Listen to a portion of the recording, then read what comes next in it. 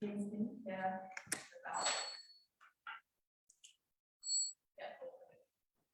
stream's up. Okay, hi everyone. My name is Ellie. I'm chairing the panel for today's debate. First off, let's give a huge congratulations to both Victoria and Otago 1 for getting it this far.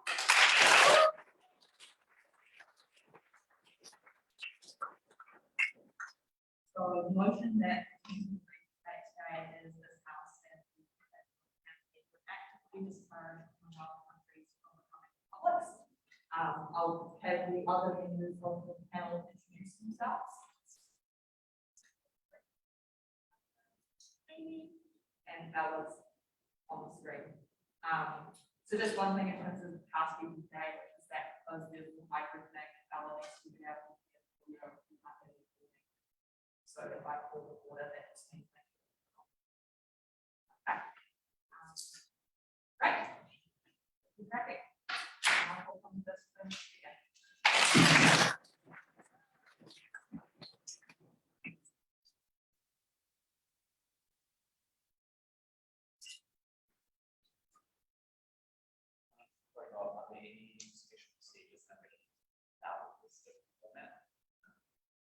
Just making sure that you're speaking to your staff thing, and that will probably.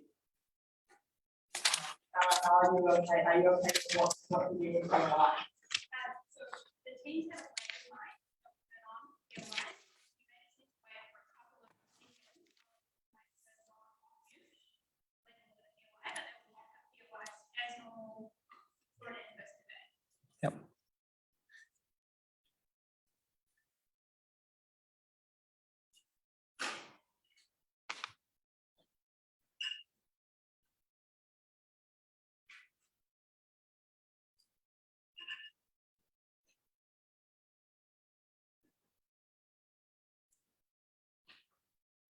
This is an actor debate, right? Which means that we're looking out from the perspective of the royal family, a bunch of old paranoid idiots who think that they still rule the world. Charles is looking forward to his future. All his life he's been told he's entitled to rule like a quarter of land area of the globe. And now he's wondering if he's even going to have an empire left. It's going to be even worse for the rest of his family. And the cult that is the firm around them is only going to further enable them on their mission to try to actively discourage these countries from leaving the Commonwealth, from leaving the sphere of monarchical influence. 2 points here. Firstly, laying out what the motives of these royals are, and then secondly, explaining how those motives lead them to engage in this sort of active discouragement. So just for the model of what we think that this looks like, it looks like 4 things. 1, it just looks like generally giving speeches about how it's good to stay in the Commonwealth. 2, it looks like going on tours to countries across the world in the Commonwealth on publicity blitzes, and while they're there specifically engaging in anti-Republican rhetoric, we're going to mechanize later how this happens far more frequently on our side of the house.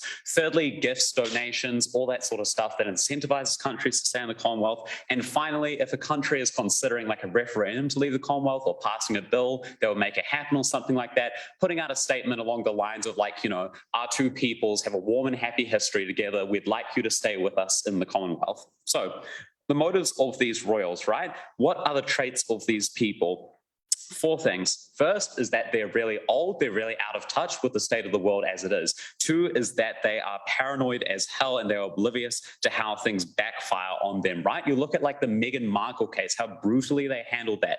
The blatant racism, the way in which they were fearful of like even just a black woman entering their family, the sort of way that they expressed that, and despite the fact that it backfired on them, it persisted anyway with those sorts of attitudes. Thirdly, they crave a restoration of power from days gone by. There's the very obvious mechanism of they had an empire, they don't anymore, but also, right, there's the fact that they have tried to move into a kindler, gentler era before, when decades ago they tried some documentary to bring in the video cameras and show everyone what nice, normal people they were. And it colossally backfired on them. They perceived a huge loss of influence. They responded to this particular backfire because of the fact that they felt that it was detracting from their historic status as like rulers of the world. And so ever since, they've been desperately trying to claw that power back. 4, they just love the vibe of being a monarch, right? And if you are a monarch, no thank you, it's probably more fun to like go on a safari tour to southern Africa and hang out with albino lion cubs than it is to spend all your time in dreary, rainy Britain. So we think that their entire job that derives from all of that, they think that their entire job is to hold the empire together. We think that's fairly logical, that they perceive that as, you know, what they want to bring back, what they want to try to do. They do that for discouraging countries to leave the Commonwealth. All in all, what this means is that the royals are not rational actors in this debate. They will do what they think is a good idea, regardless of what actually is a good idea, even if it hurts their own cause in the process. We just need to convince you in this debate that they will think that it will actively discourage these countries to leave. That's our path to victory. Secondly, how do these motives then lead them to actively discourage these countries? There's 3 sort of subpoints here that we'll manage to move through. The first is like why the decision gets constantly reinforced. Secondly, why there's a disincentive for anyone around them to challenge them on these stupid ideas. And thirdly, why they just like enjoy the process of engaging in this and encourages them to keep going. So, like the very first thing to note here is that it has always been in the DNA of the royals in some capacity or other to be engaging in the job of keeping the empire together. Obviously, historically, it has often been a lot more implicit and they haven't been okay with like overtly saying decolonization is bad or something like that. But they've extensive experience over decades with implicit diplomacy because that's literally their entire job 24/7, like every day of their decades of their lives, right? It's always what they do. Now, you look not just at the royals, but the firm around them, their advisors and the royalist culture, right? 3 dangerous traits for these people. Number 1, a bunch of them have like worked in this royalist culture for ages. And so they're total loyalists. They love the royals. They think they're like God's best gift to us all. And so they're perfectly happy to like bow down and respect them and everything they say. Number 2, you just can't get away with challenging them, right? Because they're the royal. You're just some random advisor. If you do, they just fire you and everyone else turns on you because they want to push you out so they can have more influence, which leads to the final thing. It incentivizes actively sucking up to them whenever they consider, should we do this to like actively discourage a country? They say, absolutely, get on that, let's go for it. If you look at another sort of group that's also encouraging them, right, it looks like various people in these countries across the Commonwealth, right? It looks like conservatives. It looks like people who received an education in Britain, economically educated elites who think that it's a good idea to stay part of the Commonwealth economically, or who just enjoy all the boons that they get from like monarchical state visits and so forth, right? All the support in the Commonwealth obviously comes across to the monarchs every time they visit these countries, and for hours at galas, these elites fawn over them and tell them they should come again and their country would never leave. It encourages them to engage in like, you know, trying to keep these people in their sphere of influence and keep down the pesky decolonialists who oppose them. Before I move on, I'll take that.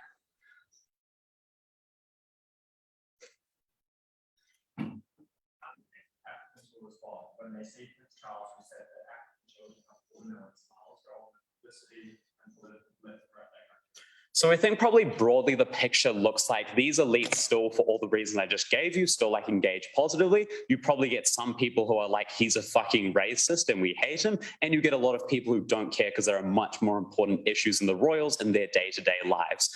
All in all, this isn't about what those people think. It's about what the royals think. The royals are not engaging with, you know, common people in these countries. Next up, right?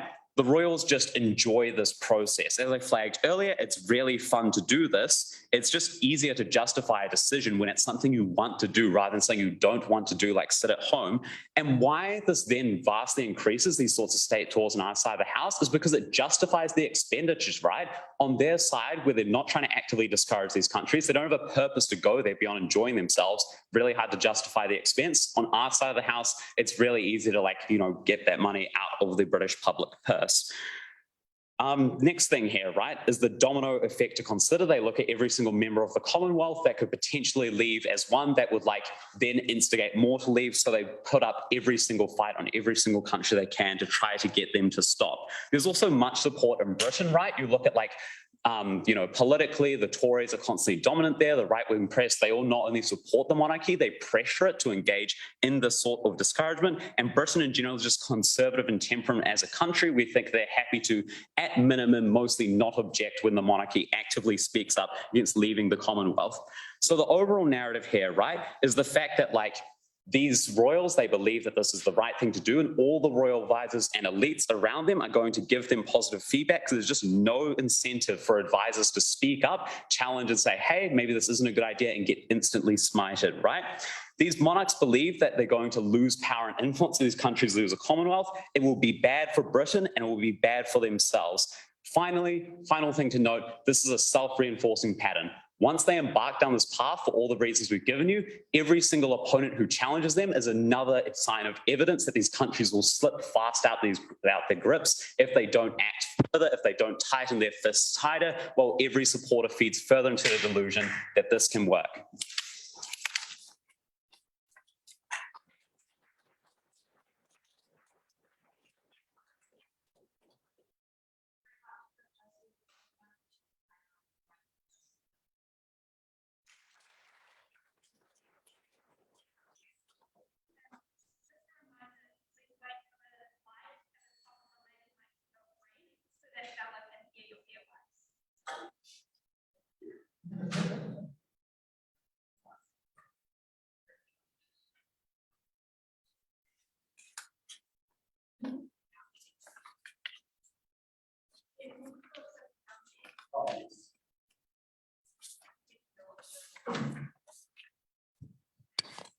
Hello.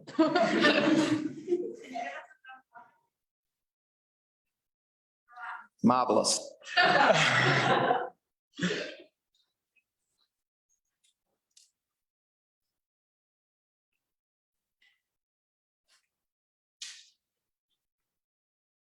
Can you hear me all good, Bella?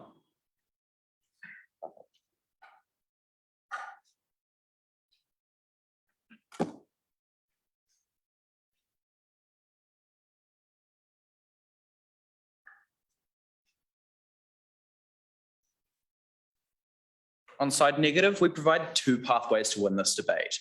Firstly, we show that affirmative didn't actually prove that any of this engagement would be positive, and all the reasons why people wouldn't push back against the like Charles when he goes off on his racist tours of Africa and dissuades everyone around him is exactly why they're going to lead to more buyout among these groups and more people rapidly leaving the Commonwealth. And secondly, we're going to tell you that there is an imposed duty upon the Crown to not intervene and that this actively goes against it. Okay. 2 points in this debate. Firstly, broad setup. Secondly, how you make people buy out. In terms of setup, 4 things here. Firstly, we want to talk about the colonial history in which this debate takes place. Show you that the Crown is a direct symbol of colonialism. They are the exact people who perpetuated centuries of abuses, centuries of horrific, violent kidnapping of children from their families, perpetuated centuries of awful, awful destruction of nations and lives. And note that we tell you that the Crown specifically is deeply responsible for this history of colonialism. And we tell you that even with this, they're still taking money from these countries to these days. They still take like 4 million a year from New Zealand. They still take money from all of the countries within the Commonwealth, Kenya and Africa, all of the countries around the world. That's really harmful as a perpetuation of the Commonwealth, of the colonial history for 2 key reasons. Firstly, we tell you that the Crown specifically is responsible for large amounts of colonialism and large amounts of the harms attributable in these states. But secondly, we tell you that the current royals specifically profit from what their ancestors stole. Current royals live in their wealthy mansions in Buckingham Palace because they were able to profit off the blood of Africans in the slave trade. We tell you that this is a huge amount of culpability.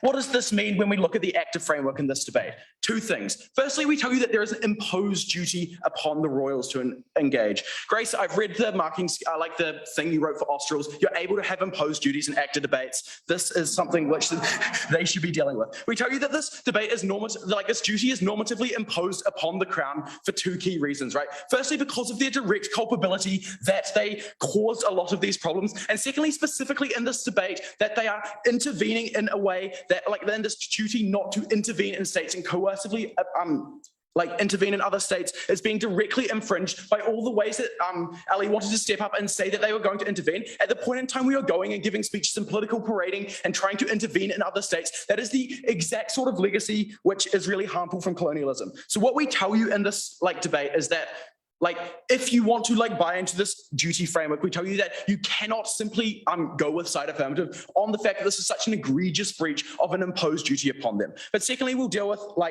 all of the reasons why you cause broad buyout, and that's really harmful. But first, One moment. I turned it off. Sorry. Meghan Markle was heralded by the public as symbolizing a new progressive monarchy, but the firm itself threw her under the bus and treated her terribly because they saw her as a threat to power. Why does that same firm care about its history of colonialism? We don't say they have to. We say that this is an imposed duty and that they have to normatively abide by it regardless of what they think.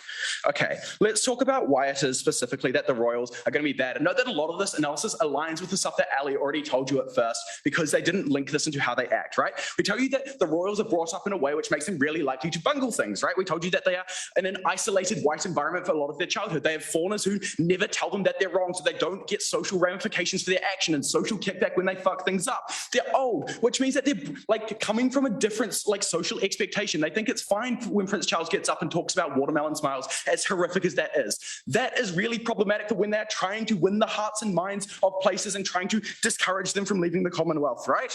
But additionally, like we note specifically that in this debate, it is most likely Charles, right? He is the presumptive like king to be. So that means that all of the specific, like it's not just terrible example picking. This is most likely the face of this movement in the near future, right? And note that even in the case where the crown isn't specifically bad, we tell you they basically get Joe Biden. In that, specific examples of them mangling things gets blown up massively and creates huge narratives of this, right?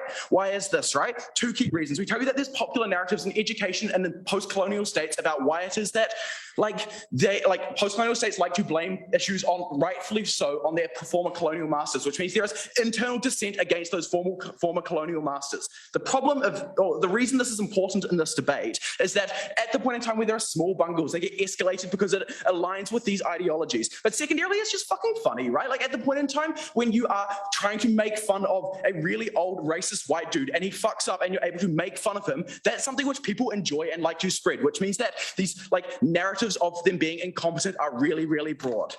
Three ramifications in this debate and how they bungle their attempt to keep the empire together, right? Firstly, we tell you that they're simply ineffective, which is all of the setup I have just done. In that, when you are a bumbling, idiotic fool trying to keep your country together and going on diplomatic missions and you are racist to those people, they want to fucking leave, right? They don't want to be under the control of a racist old white man perpetuating narratives of colonialism. Like, it's just awful. But secondly, we tell you that even when they aren't explicitly bad, we tell you they're just hugely condescending. Due to all of that characteristics we brought you, we tell you that they're just simply going to be talking down at people, right? Second level to this, though, is about how this draws attention to the position of the state, right? Note on our side when we do like literally nothing and fade into the background, we aren't grabbing attention. We aren't like looking out and like standing out as something important, right? What does this mean? Means that in the status quo where a lot of people like aren't engaged with it because it isn't the most prevalent issue in their life, it just is something which goes over their head and leaves in the background. At the point in time, in the comparative here, when it is something which you can actively see the crown, when they come into your state, we tell you that it's really, really easy to basically look at it and like say, oh, you're trying to hold on to power in our state. This is something we don't like and it's something which becomes really important for us. Yeah, Bridget. So we explained to you why elites in these countries have a direct incentive to continue appealing to the monarchy. Why does the monarchy listen to everyday randoms within those countries rather than the elites that they deal with regularly? Okay, third level to the stuff I was going to bring, which nicely meets with this, is about the internal politicization of these points. And that even if you buy that analysis from Bridget, what we tell you is that the opposition leaders in these states want to go against to gain popularity due to the broad level of like people on the ground disliking colonialism and disliking the crown and everything it stands for. So even if you think leaders are trying to appeal to it to get some money, which we know is probably like relatively negligible because the crown would lose its money very quickly if it was throwing it all away, we tell you that what this means is that even if they are able to show like, like the leaders of these countries are somewhat holden to the crown, we tell you that opposition leaders and specifically populist leaders are going to try and ride upon the broad narratives of the crown is bad and be like, we are going to leave the crown in light of everything they're doing, in light of them coming to our country and like mangling it. And like this can be seen in Barbados recently when the royals had a trip and the Prime Minister of Barbados literally said to their face, like, we are going to become a republic during a key meeting because it helps get that political support at the point in time where you do something which wins the hearts and minds of people. So the premise of Bridget's POA is wrong, but even if it's right, we tell you that other leaders within the state are going to try and run off it and win. Effectively, what we tell you, and the implication of these 3 points, is that basically you're going to dissuade people from engaging with you. You're going to draw attention to the position of the Crown in the state, and necessarily, even if it's opposition leaders, they're going to rise to power on the promise to get rid of the Crown. If you are the Crown, this is hugely problematic to your position of power and all of the things they wanted to say the actor cared about. The end of this speech, so proud to oppose.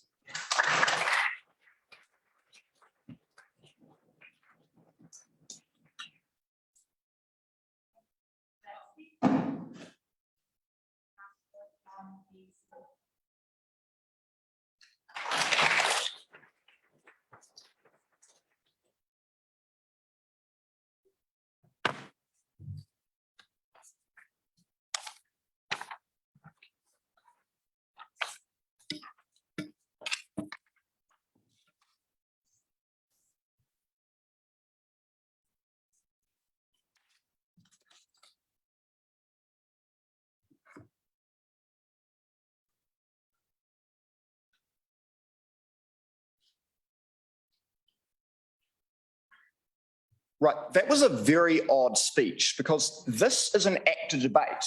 This House, as the monarchy, would discourage countries. Now, the reason someone, it's not should, it's not whether it's right, it's not whether it's good, it's not whether it's proper, but it's would.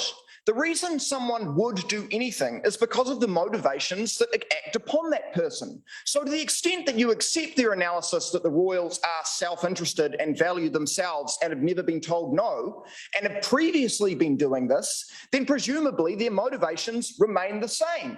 They still would do such a thing because they only know that that's what they should do. But even if there is a self-imposed duty, I'm going to deal with that and explain how they would see their solution to that duty to still do such a thing. So what am I going to talk about?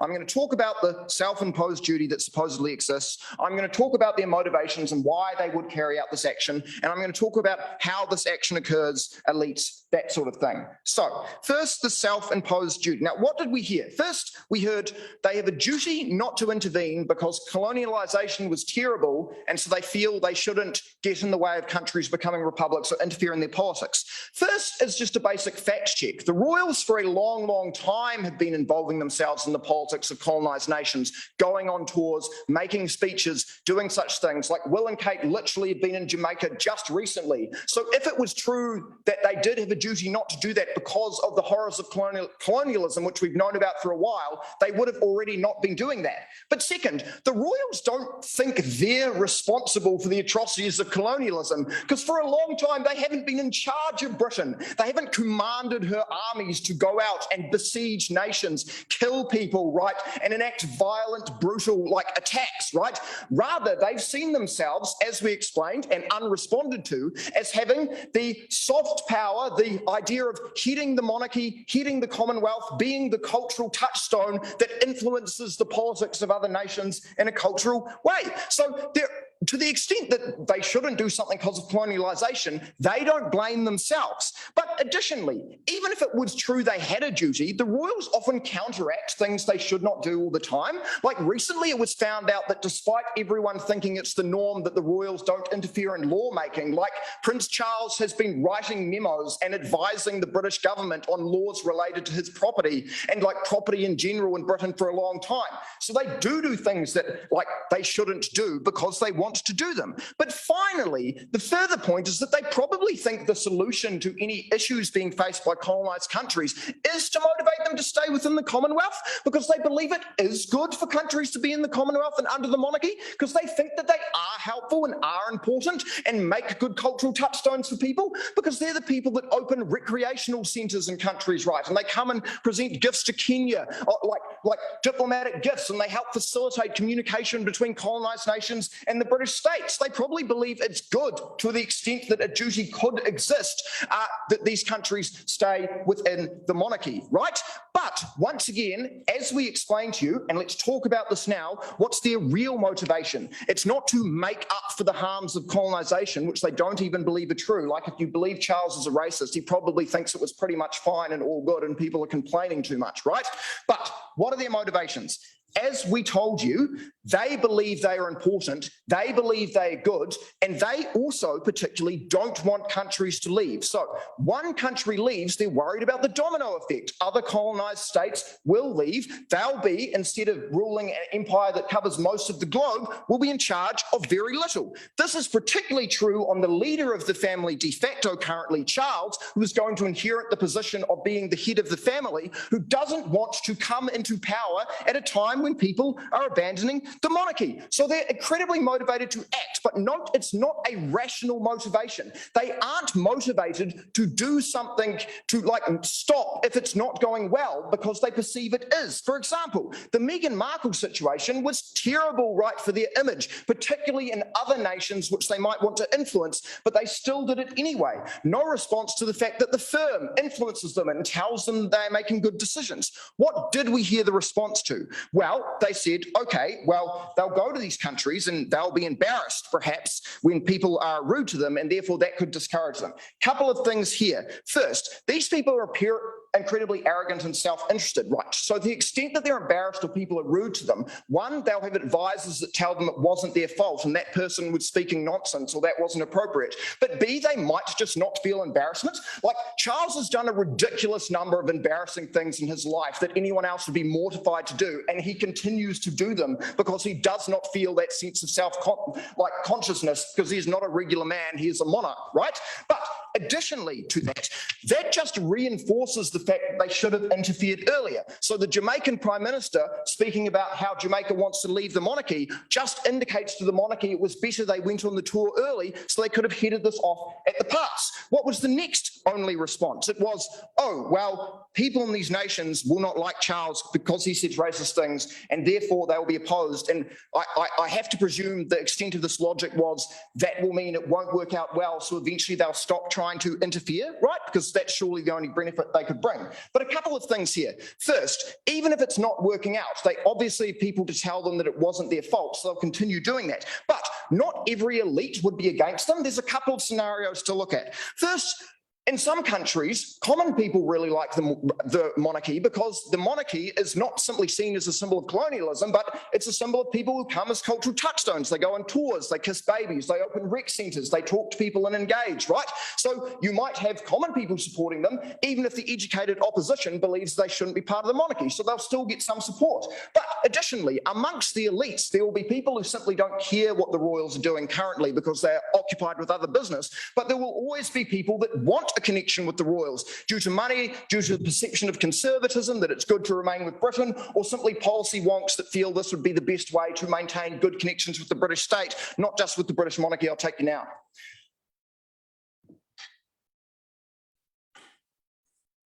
Can you explain how Okay, couple of points there, and this is what I'm talking about right now, which is the elites, like does Charles mess up? So I think the first thing to say is a bit of a sense check here is that obviously when they're acting out to stop countries from leaving, then they're going to try and take steps to not be obviously horrible, like that'll be a learned situation where if they do something and it doesn't quite work, they'll change that. But the overwhelming narrative is that they won't perceive countries leaving as their fault. Rather, they'll perceive that as an impetus for them to continue to act. But also, all it will take is one country to stay, one appreciative elite, one cultural presentation that goes off well, and that confirms all their innate biases. But also, in order for them to prove that seeing things go wrong would stop them from doing things, they would have had to have not said that they've never been told no, never been disagreed with, right, and are constantly affirmed. The British press, the Tories, the tabloids will all affirm their decisions and say they're doing really well. Some countries simply won't leave for geopolitical reasons, so it shows the monarchs they can't be doing all that bad. Look, this is an act to debate. This is what they would do because they think it is good and they enjoy it. They will make action.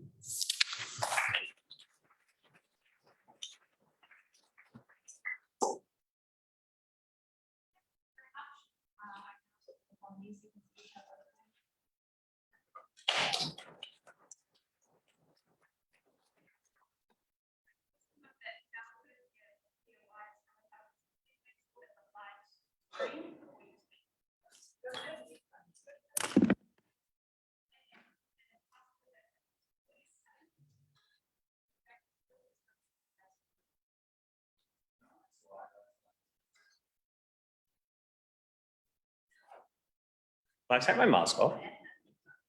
Is that a no? What's the rule?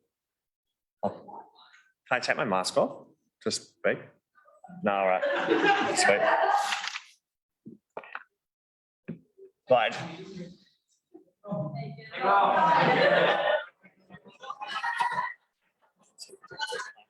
I'm here.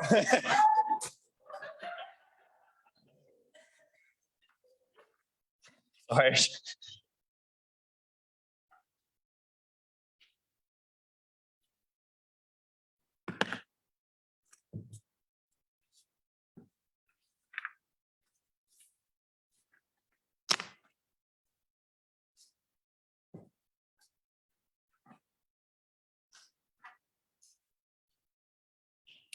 2 points in this debate. Firstly, the Royals' perception of what they should do, and secondly, whether it will work.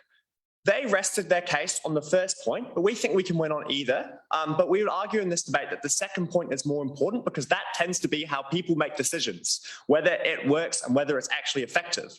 The first thing to note is that they said that I'll just engage firstly with the framing that they set up this debate. They said that this person isn't rational, so we should just accept their irrationality. The first thing to note is an active debate is about is about showing what is best for the actor, what's in their interest. So you actually give them like some degree of foresight. You tell them what will happen, and you allow them to take those things into account. So they're able to think they're able to think rationally and able to take things into account. Otherwise, you could just assert preconceived like assertions about how things should work. Also note, it's also about what they should do, because you would tell your friend if you're trying to persuade them to do something, what they should do. You'd say you have a duty to do this. So a really good example is, even if someone was a psychopath, you would say you still shouldn't murder and you're still under a duty not to murder. And therefore, therefore in this debate, they ought not murder. So that's how you should take into account that. But secondly, even if you accept their case, I think they still have some awareness of what's going on and some connection to the outside world. The first thing to note is they've decided not to intervene politically in the past. They've a revealed preference for being apolitical in how they engage in British politics, making sure not to intervene,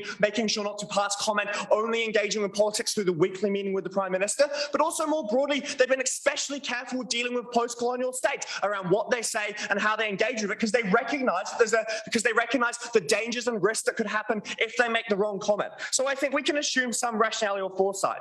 The key reason they think that these people have no rationality or foresight is because they think no one will challenge them, so they think it will work. The first thing to note is this is probably a good reason not to do it. If you're aware that people don't challenge you and everyone just buys into everything you say, that's probably a good reason to think, oh, I shouldn't do this. I shouldn't actually go down this path because I'll never know what to happen. I won't have sufficient criticism, and I won't know what's an error and what isn't. But secondly, note, I think someone like the Queen has well-developed, trusted advisors over many, many years who feel comfortable being honest with her.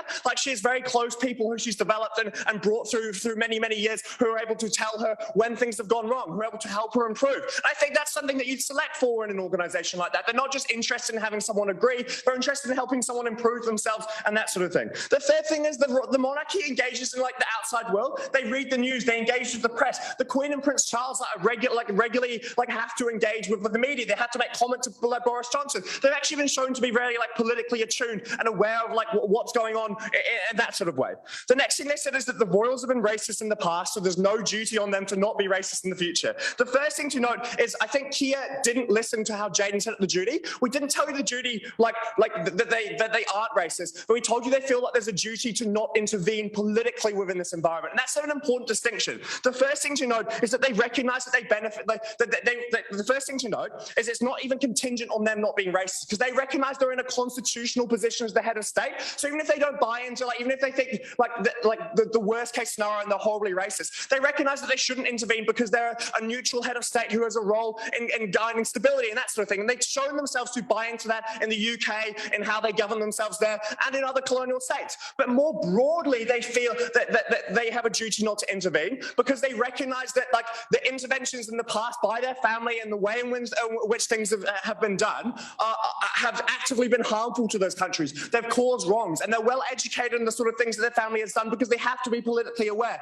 They have to know those sort of things. But importantly, even if they don't know that, it's still something they should do. It's something they that as a human being, as a member of humanity shouldn't engage in that. The second thing to note is they can still be discriminatory, but recognise the harms of colonialism. I think they've recognised the wrongs done in the past. They often go to like sites where massacres have occurred and sort of low-key like engage with those sort of things. And I think in the past they didn't criticize like India leaving the Republic for a deliberate reason, because they recognise it's an extremely tense area and that sort of thing, and they feel a duty under that.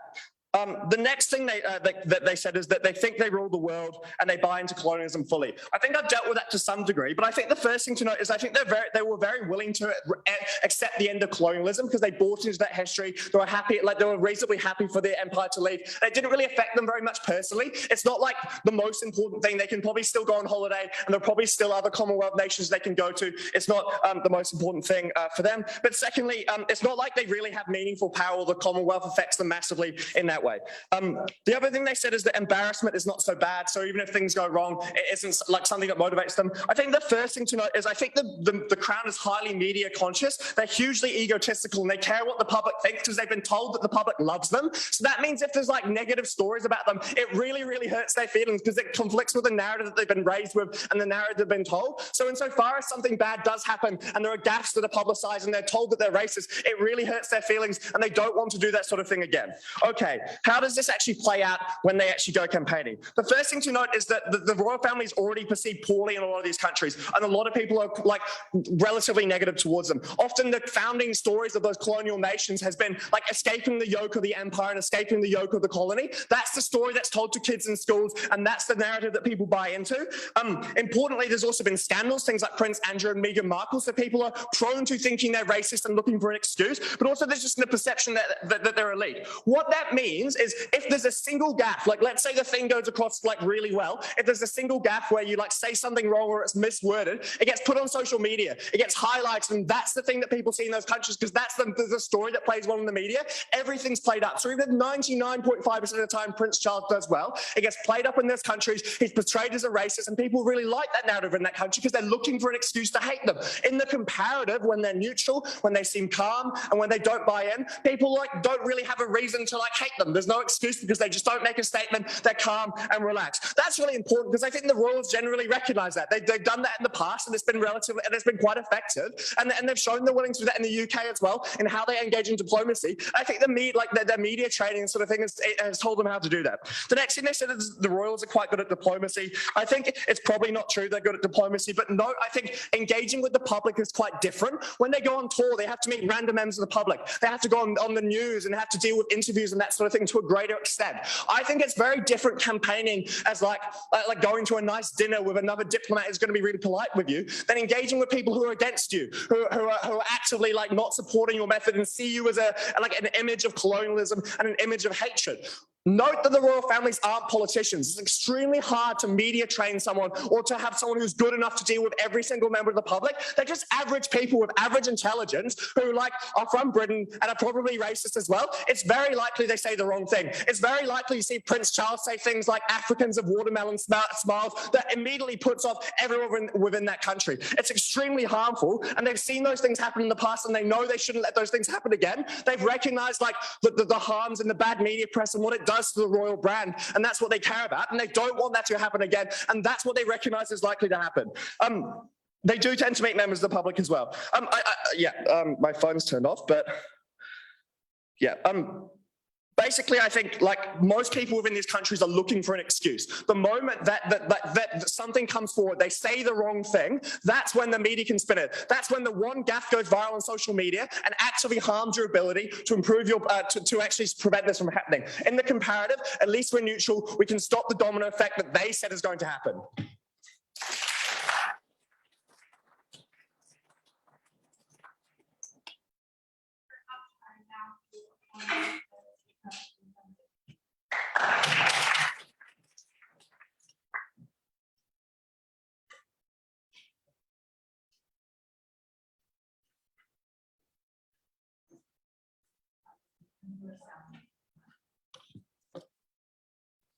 Hello.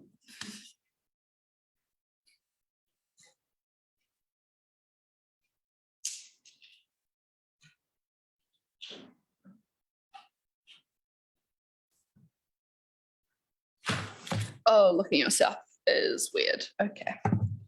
Sorry, it's like a little screen. Pardon? Can you turn it off here? Oh, it's fine. I'll throw up.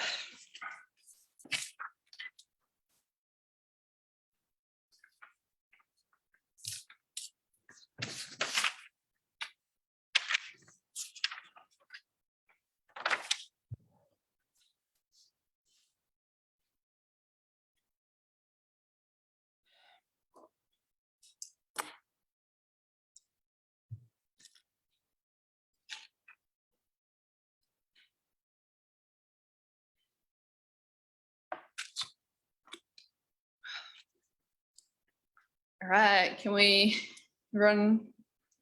Good.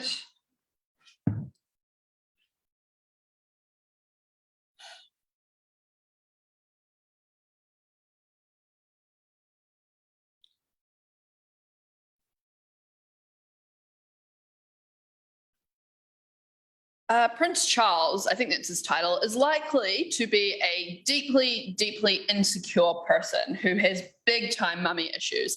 And it's really unclear on their side of the house why that kind of person, who they tell us repeatedly is known for making racist gaffes, makes calm, logical decisions about the best way to deal with the fact that his mummy's empire is being eroded and he doesn't know what to do about it. Three clashes in this debate. Firstly, what are the duties acting on royals? Secondly, what is the comparative on this side of the house, and why did royals not sit calmly by and let the world wash past them? And then finally, why is just active discouragement the most obvious option from the perspective of those royals? So firstly, what duties are acting on the royals? Firstly, on the idea of the imposed duty of colonialism, two responses. Firstly, to rebutting the idea that they're even aware that of the extent and the horror of colonialism to the degree that it actively weighs in their minds to decide what they are likely to perceive as to be the end of their, as a threat to the end of their power, particularly for Charles, for whom has waited his entire life being told that this is his future legacy. Firstly, just to say that even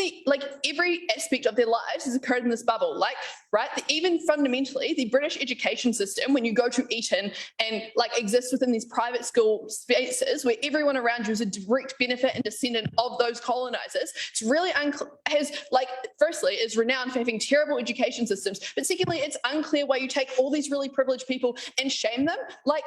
Is particularly when if you're a teacher in that scenario, you're an advisor in that scenario, those are the people who are paying your salaries and allowing you to live.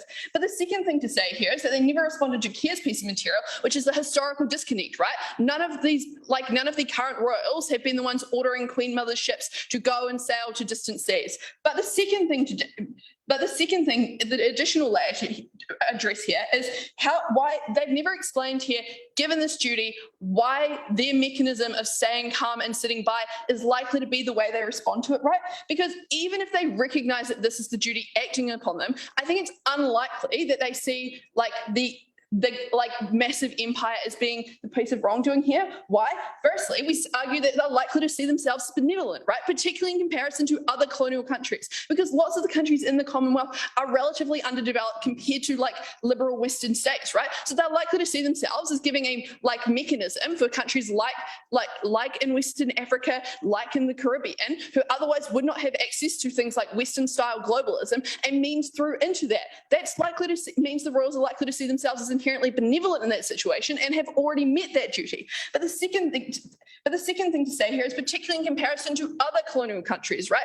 Countries like France and Holland and stuff absolutely ravage those nations and have them absolutely cut ties with them. As a result, the royals are likely to see them as disdainful and as countries that they should actively distance themselves from and therefore be doing better. But the final thing to say here is if we buy the analysis that comes out of Jaiden and that the royals perceive themselves as being directly culpable for colonialism, it's incredibly unclear why they meet that burden that they've set themselves on their side of the house too, right? Because if royals believe that they're directly culpable and directly responsible for the millions of lives lost under that threshold, then presumably in order to meet that duty, you had to do significantly more than just remain apolitical in the sense sense of a referendum. The final thing to say here is that we presented to you an alternative duty. We told you that the royals perceive themselves as having a duty to the Commonwealth as a whole in order to preserve unity in the collective spirit, but also a duty to Britain in order to ensure its advantageous position that the Commonwealth is able to provide it. What is the second thing to say here? On the comparative, right? Because they were like, oh, if a country is holding a referendum on whether to leave the Commonwealth, those royals would just sit back and say apolitical, like they did when India said that they wanted to be independent. First of all, that's factually untrue. The royals did everything they could in their power at the point where India said they wanted to be independent in order to shame and shun that country as a result. But furthermore, as I flagged in my introduction, right, we're not talking generally here. We're talking specifically about Prince Charles and the kinds of firm around him. So what did I flag here?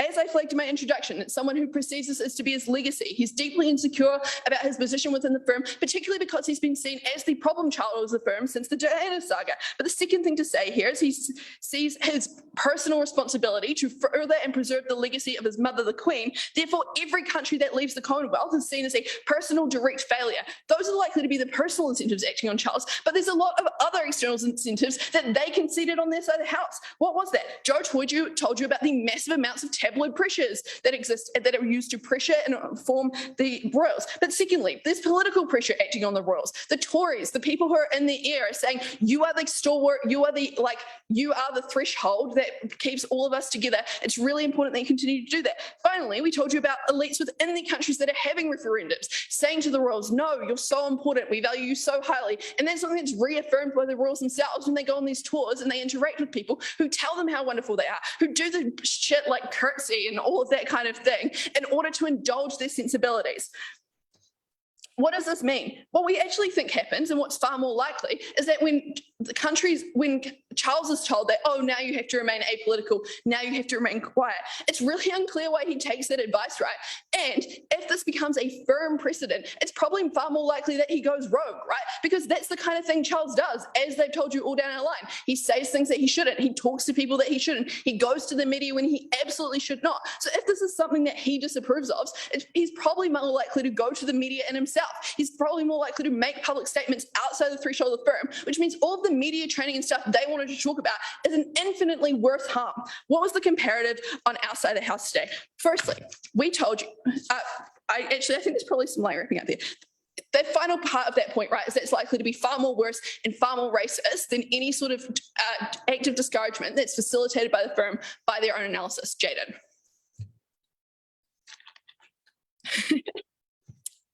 Can you please be the first person from your team to explain why my material around internal political dynamics mean that intervention makes those countries leave isn't true? So the stuff about opposition parties. So I think firstly that there's just a massive assumption there that there are active I think there's a lot of assumptions there. I think the first thing to say is that there's no reason why opposition parties would be allowed to be exposed to the royals and to the people that the royals communicate with. And the second thing to say here is royals, because they've been fundamentally told that they're special and different their whole lives, are far more likely to trust their own instincts, which is to say that when they go on those tours, they're more likely to trust the interactions they have with everyday people who tell them they're wonderful and amazing, rather than murmurings about opposition parties and the media. What does active discouragement look like? We told you lots of things all down our line that did not get sufficient responses to, but also that buys into a lot of the material that they told you. Like Jaiden told you at first that they're stupid and they're insecure and they're likely to make bad decisions.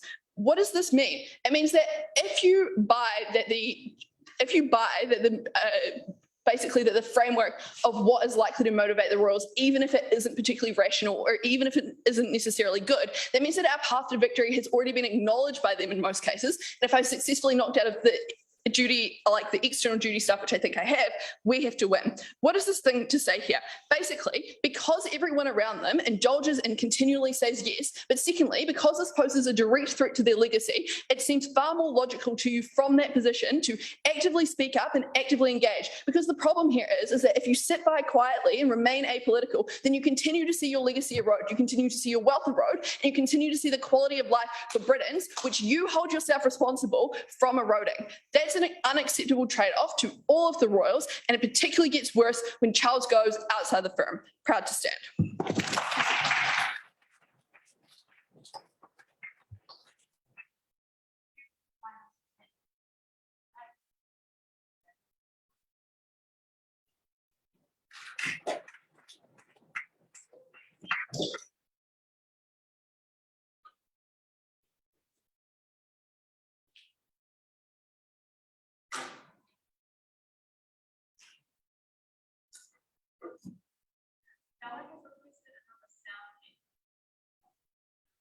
Yeah. Can you hear me?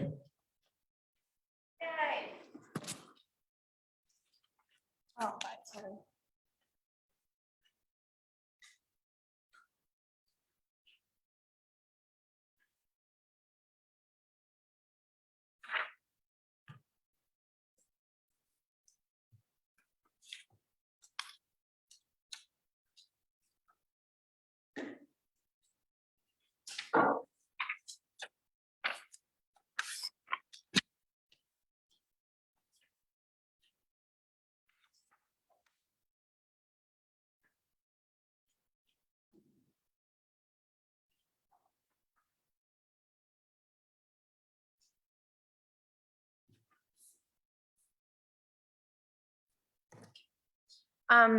Can you hear me? All right. Is this a good volume and everything? Okay, sweet.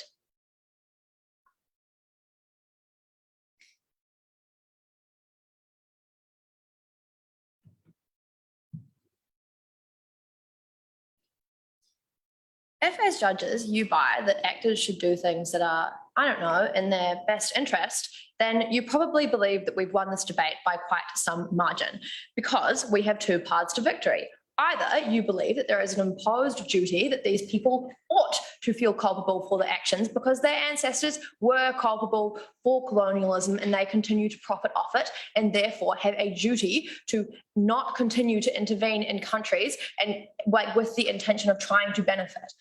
Substantial reason in that case. Secondly, we tell you that if you believe the affirmative team's characterisation that these people want power and power is what is in their best interests, then we probably win too, because we have shown you to extremely little response that they will bungle it, they will lose power, they ultimately on their side of the house get significantly more countries, leaving the Republic, leaving like the grasp of Prince Charles' power. So I think that because that's how you do assess actor debates, I think we win the debate considerably. However, for the rest of my speech, I'll engage with their characterisation of what this is supposed to look like. So first, I'm going to talk about power because I think that's their only avenue to winning. And if they can't win that, they can't win the debate. And secondly, I'm going to talk about why this duty is probably still quite persuasive to them, even if you don't believe that they just ought to feel it.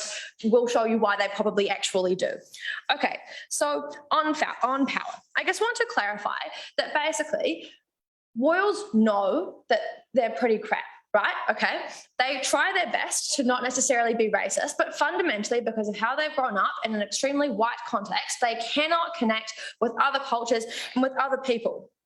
That means that all the stuff that Jaiden told you about them absolutely messing it up is true, right? They're incredibly ineffective and come across as condescending. They draw attention to what they're doing and to the issue of leaving the monarchy. And also all the other internal politicization that he wanted to talk about means that they probably just ultimately make it worse. The only response that we have from the affirmative team is that they're incredibly irrational actors. And so they would love to do something that's not in their own best interests, even if what they ultimately want is power. They give us like two kind of reasons, but the key is essentially that they've got people around them that affirm them and tell them whatever they're doing is right. I think there are two key responses. The first thing to say is like, let's look at the context of this, right? Kate and William went on a trip to, I think it was like Jamaica or the Bahamas.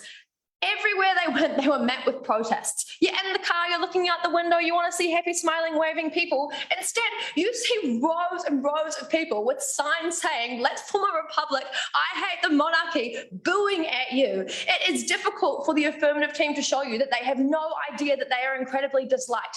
And moreover, that's the context of this debate, right? Like the reason that Prince Charles feels that the monarchy is slipping away from him and that he's losing power is because there's been all this pushback and they have felt the pushback because people have in fact like left the monarchy and become republics. They know people don't like them. That's the context behind the debate, meaning that they know they need to be quite like clever in how they choose to engage with them, meaning that on their side of the house, if they do it, they'll try their best to be like culturally connecting and stuff. But we tell you ultimately they'll fail, and they should recognize that in the past they have failed because the royals have tried this before, right? Like I think this most recent trip to the Bahamas or Jamaica was an excellent example of this because they tried their absolute best to come across as culturally connecting. They tried to go to like cool dances and stuff, but ultimately they didn't convince anybody. And people thought this is just condescending white people who are wealthy and privileged coming to very poor areas to play poor, pretend, play in our culture, and then ultimately go home to their secluded, isolated, rich palace. And they heard that feedback, they saw it didn't work because when they met with the president at the end, the president said, by the way, we're going to become a republic. They left with their tail between their legs. They saw that when they try to encourage people, it doesn't actually change anything. It doesn't fix anything. And I think that's why in that moment, Kate and William didn't give a speech and say, well, actually, we've got a long history of trust and love. Aren't we amazing for you? Look at all we do for you. They just decided to stay quiet. And I think that was probably the best thing that they could do because they recognized that it wasn't in their interest to do all the things that Jaiden told you they would do, like draw attention to themselves and things like that. I think the second response that I have here is that the royals won't stay in power, right? So they probably have advisors that tell them things. So even if you don't believe that Kate and William or the royal family or Charles see all the protesters, even if you don't think that they read any of the news that criticizes them and says that they're really out of touch and probably like countries want to leave the republics, their advisors probably do. Their advisors are probably rational and are probably paid to be rational and probably understand like that Prince Charles makes gaffes and they'll probably make it worse on the affirmative team side of the house. What does that mean for this debate? It means that because royals probably would prefer to listen to people that they pay to tell them no when they need to hear a no, rather than listening to people that will always tell them yes because they know those people will say yes no matter what, meaning that they value the opinion of their advisors more. Even if you believe their side of the house, they're probably rational enough to listen to other people who know better and that they know probably know better, meaning they know they're probably going to lose power if they do this and they therefore ought not to. Okay, moving on to the duty material because I think this has been chronically under-engaged with, but first a POI.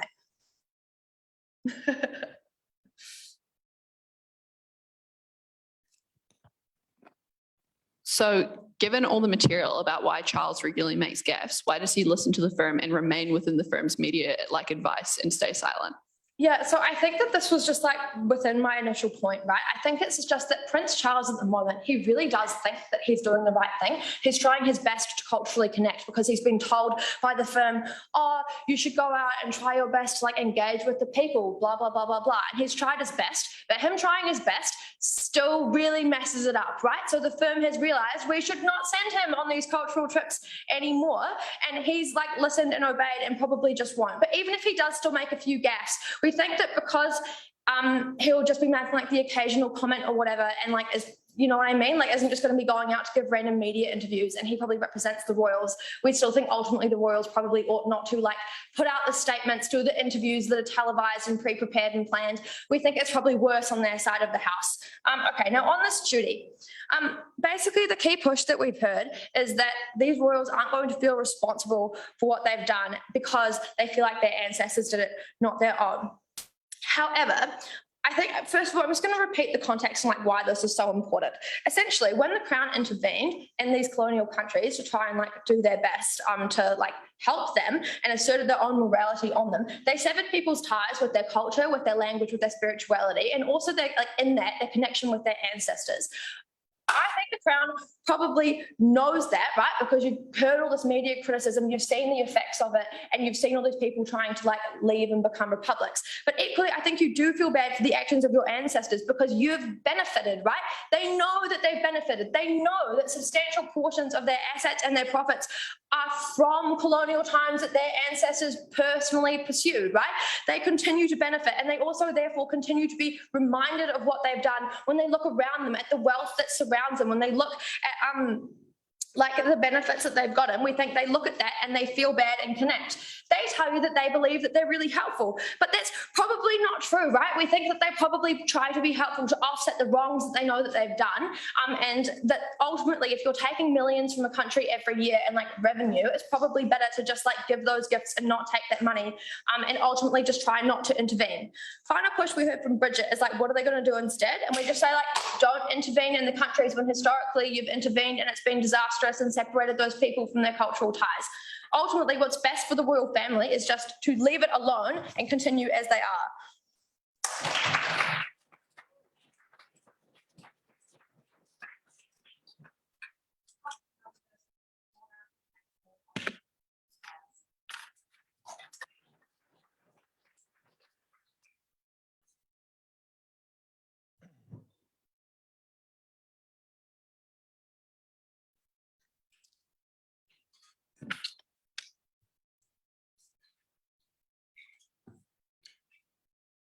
given that they've almost entirely ignored the extent of the backlash that's going to happen in these colonial states when you send Prince Charles, who has no cultural competency, who spreads gaffes, who goes viral on social media for the harms that he's done, even Prince Charles is probably able to recognize the massive harms that are likely to occur. Even someone as like if you accept their worst case scenario that he's deeply irrational, he will probably still see the news reports. He will probably still have some idea about the things they've done in the past and the costs that have occurred there. Even if you accept that he's deeply irrational, it will be blindingly obvious to him because they've never engaged with any of that material in the debate. We've told Prince Charles what's going to happen. Prince Charles hasn't had a response. Now Prince Charles will be like, well, there's no counter argument, so it must be true, so I won't do it. That's how this debate is won. 2 points. Firstly, do you have foresight? Secondly, what happened? Will you actually be able to maintain in the Commonwealth if you do what they say? Firstly, we assume you have some foresight in the debate. Prince Charles and the Queen, for example, probably know their limitations. They've had decades of attention. They've had close media scrutiny. They've had scandals, so they know things can go wrong. They know how delicate a thread they are on, and they've been aware of that. For example, a very strong indication of that is their decision to be apolitical in Britain and not engage in politics in the future because they recognise the strong risk around doing that. So they obviously do have some media perception. They're not completely idiotic. But secondly, they have people like trusted advisors, as I told you in my speech, who are willing to be honest with them and tell them how things are going to go down, who are able to say, this is what's going to go wrong. I think generally, like, these monarchs are trying their best and they're willing to listen to these people because they want, like, if you accept that, they want these people to stay in the Commonwealth. They want, and they'll be willing to listen, and they'll be willing to listen to cultural advisors as the best way to do that. Thirdly, I think they're just tuned into the media, right? So, like, any criticism for being racist is deeply upsetting to them because they'll have to see that on the news. It'll be in the Guardian every single day. As we said in our speech, but got no response. So they'll be quite like listening to that. But finally and fourthly, we told you that the royals are extremely focused on the negative. So insofar as there are some negative stories being published, they highlight that because they've been told that the public loves them. They've been told that they're loved and they're the rulers of these countries. So given that, they're extremely risk averse, as I said in my speech. They don't want to go down this route because they don't like any negative publicity. They'd rather no attention or only positive attention. So I think they'll be able to, like, they'll have some foresight in this because they've engaged in politics in the past and realized what's gone wrong. They've seen how scandals have gone. They clearly know what this is going to work. It's obvious to even Prince Charles, but it's probably obvious to his advisors and everyone else in the royal family. Surely there's someone who can speak some sense. Why are they likely to maintain in the Commonwealth? This is really, really important. Firstly, note that, firstly, go and reread what Jaiden said about politics and that sort of thing that wasn't engaged with in the debate. I think it's quite a valuable contribution, but they didn't actually deal with it down the line, so it should stand. But firstly, note, it's extremely likely that you'll see things like fumbling and extreme racism. It's probably like Joe Biden, where you see extreme brain farts. It's funny, it's the same as last year. You see extreme brain farts, like him doing brain farts that gets a huge amount of media attention and gets on the news and becomes viral, not only within the colony that you're campaigning in, but throughout the whole Commonwealth, even back home in Britain, where you're painted as racist. You get the sort of attention that Meghan Markle got. And it goes viral, and you're seen as very negative. People are already hesitant about it, but they don't mind neutral rules because they just seem to be fine and they get along and they're not bothering you. But the moment they become political, they're your rulers, they're racist, you're a former colonial country, and they fucked your people over. But secondly, just the spotlight on them at all is probably negative for you because you're getting along by just being the head of state. No one's worrying about you, but you cause people to think, why is the Queen in charge of the Bahamas? And they think about their history and they think that's kind of fucked up. And now they're not going to vote for you. Thirdly, you're just seen as intervening. People don't like that because you're someone from England, a former colonial power who's coming in trying to rule your country. Finally, on the duty, note you firstly feel a constitutional duty. They never engage with that element that you shouldn't intervene. You feel that you shouldn't intervene, and they've engaged with that in the past. But finally, we think you've got a colonial duty not to intervene. You're relatively well educated. You're aware of your colonial past, and you've tried to make amends in the past to do so. We feel you have a duty to not try and do this. Thank you.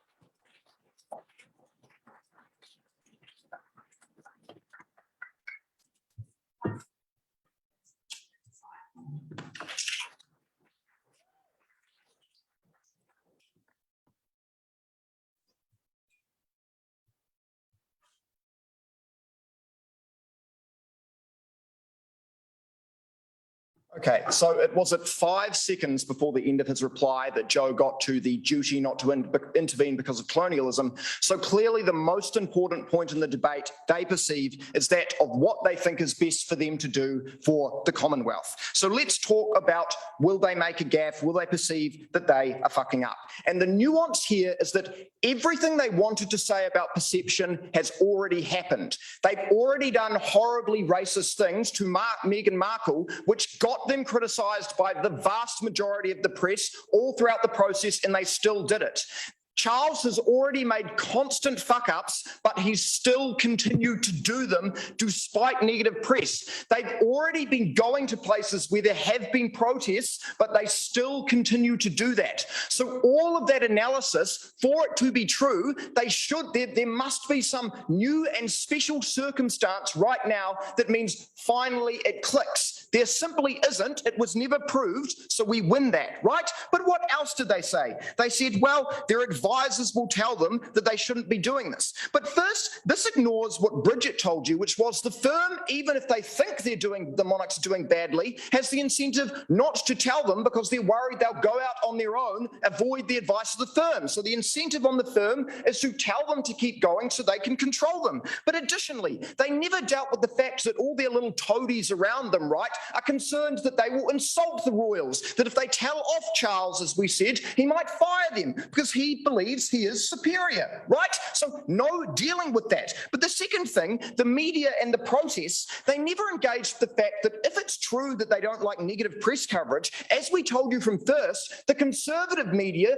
tells them that they must keep the Commonwealth alive and advocate for the monarchy, that they must do this. So they'll get negative press coverage if they don't act right, but that's combined with all the positive press we told you they get, looking up for them and telling them they're doing the right thing. So the vast majority of information they receive, like Charles doesn't read the fucking Guardian, right, is telling them that they're doing the right thing and they should keep doing that. Finally, in terms of places where they go and elites and people they meet, there was no they didn't disagree with the fact that some places simply won't leave the monarchy, that reinforces to them that they're doing well, or that there are many people that they will meet at galas that will tell them that they're doing well and they appreciate what they're doing, or that the monarchs themselves simply might feel it's not their fault that people are annoyed at them because their own analysis said that these people are self-interested, have never been told no, and struggle to recognise their own faults. So therefore, necessarily, even if there's negative coverage, they won't think it is their fault. They won't refuse to act. So the really important nuance here is that they're not rational. They're motivated by what they believe is right, and the overwhelming sources acting on them are most likely to tell them that what they are doing is right. That's the key point here. But look, even if they haven't dropped the duty, what did we tell you? We told you it's literally true that their duty for like a long time now is to be the cultural touchstone and leader of the monarchy. They perceive it's important for them to go out and advocate for countries to stay in the monarchy. They've literally done that in history. Will and Kate are doing that right now. But additionally, they might not think it is their fault that colonialism has happened. As they said, these people are educated in places that only uplift them. Presumably, they were never given critical race theory, so they don't think it is their fault, right? But the final thing is they never engaged with the idea that they might simply think countries staying in the Commonwealth is good because they're arrogant and believe that the Commonwealth is the best, so they must believe that the best thing for other countries is to be involved and under their control. Look, I speak for Charles, hail to the king on this.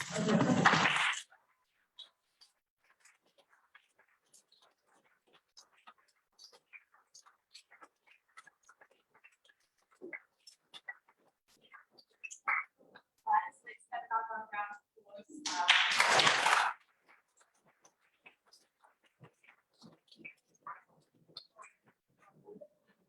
Go. More like goes.